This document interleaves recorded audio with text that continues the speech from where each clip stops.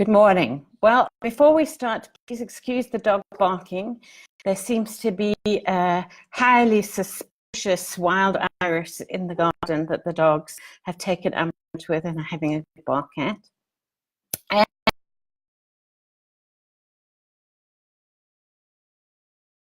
There we go, we're back.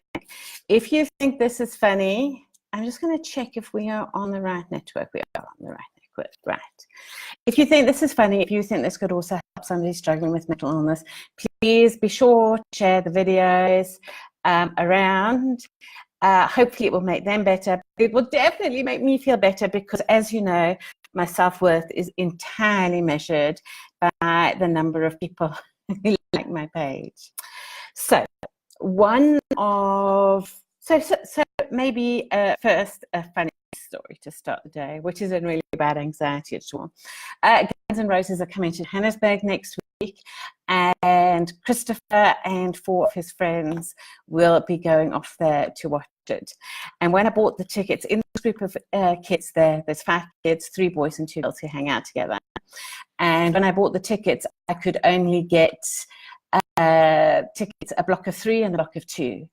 So when we were talking about the concert yesterday, I said to Christopher, so like, you know, how are you guys managing the seating arrangements? And he said, no, well, Manav and Prashant, the 2 boys, they're going to sit together, and then I will sit with Adi and Asha, the 2 girls. And I was like, well, you know, that's very chivalrous of you.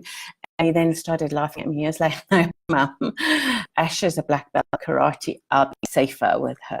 Anyway, that's just my cute story from my child this morning.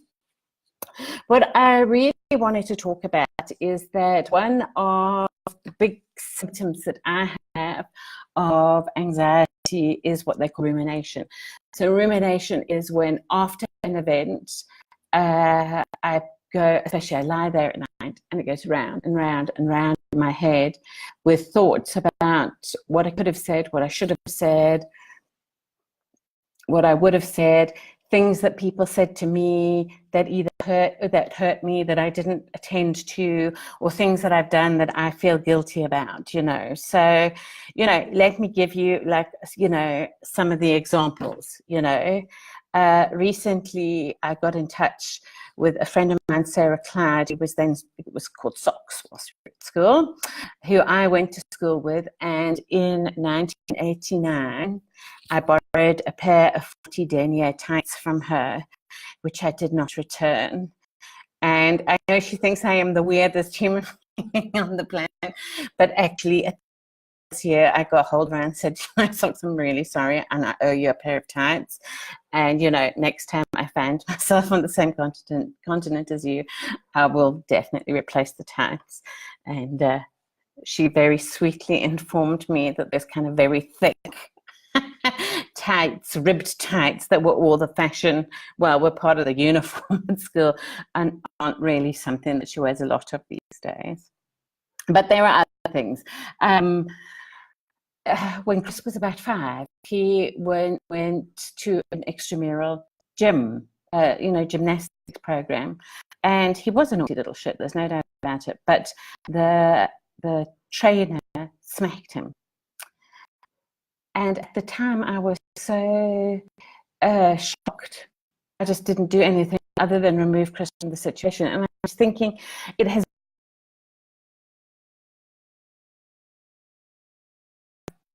that I see that we've got poor connection. I hope this is working. And it's been on my mind that there was assault.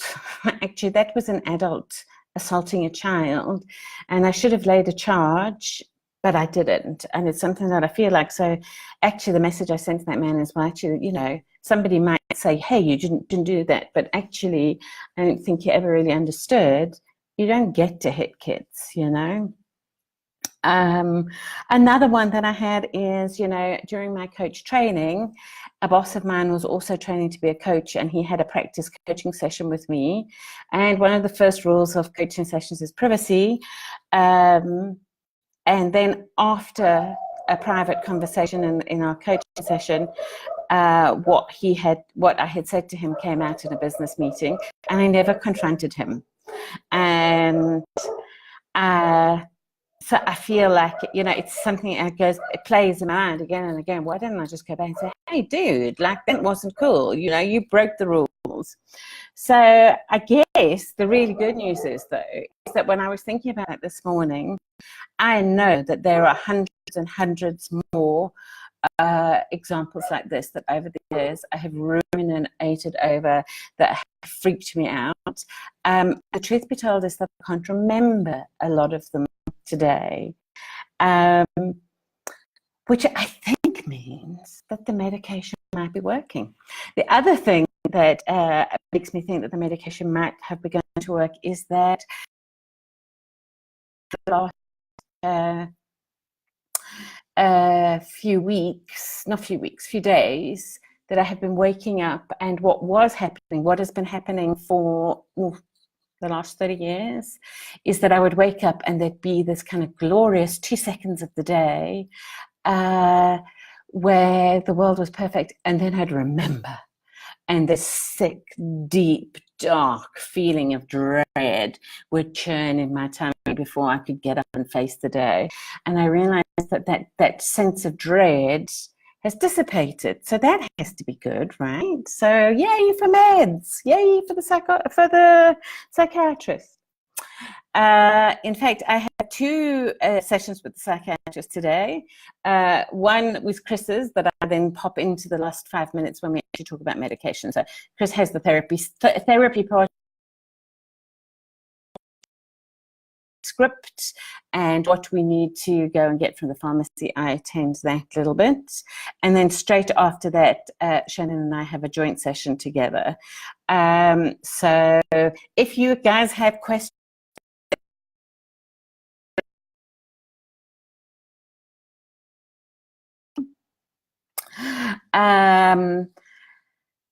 I'm really sorry about the quality. It seems like the network is going up and down this morning. I'm going to attend to it when we're finished here.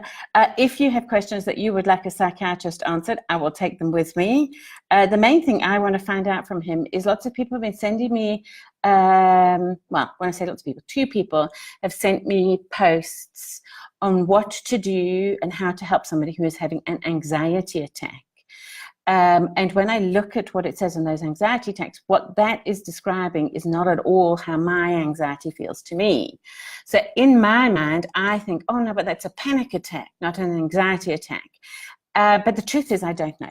So I shall be asking the psychiatrist today, what, if any, is the difference between a panic attack and an anxiety attack? And in those moments where people are having that kind of high level but short-lived spike, what do they need to do, and what do we need to do as people around them to help them? And I will share that with you. And then before I go, the last thing I wanted to tell you about, which I think might make you smile, is that I am not alone in having a guilty conscience. So when Josh was first diagnosed, most of you will know that he was given 2 months to live. And at that moment, Josh thought that that might be a good time to confess his sins. A lot of you will know that Josh was like really nerdy.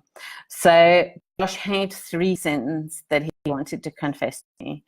The first was that once someone had written on the wall when they were very little boys, and I had said to the boys that if the culprit didn't own up, both of them would be punished.